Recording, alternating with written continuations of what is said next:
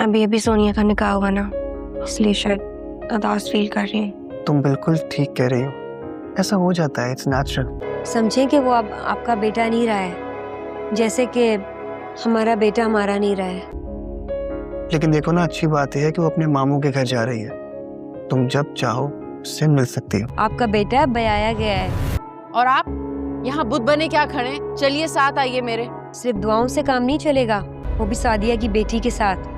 वो सादिया का दामाद बन गया है। तुम लोग क्या यहाँ खिचड़ी पका रहे हो? बाहर मेहमान वेट कर रहे हैं और तौबा है। हटो, आ जाओ बेटा।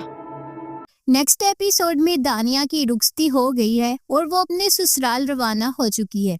उसकी बहन सोनिया अपनी अकलौती बहन के जाने पर बहुत उदास है और रो रही है। उसे लग रहा है कि अब वो अपनी बहन से कभी भी नहीं मिल पाएगी।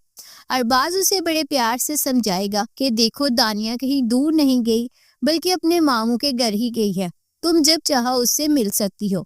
लेकिन सच तो ये है कि अरबाज और सोनिया इस बड़े खतरे से बिल्कुल अनजान है, जो कि दानिया का इंतजार कर रहा है।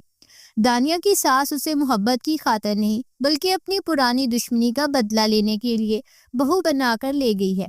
उस औरत के दिल में दानिया की माँ के लिए इतनी नफरत है कि उसने शादी की पहली रात से ही दानिया पर जुल्म करने और उससे इंतकाम लेने का पूरा मंसूबा बना लिया है।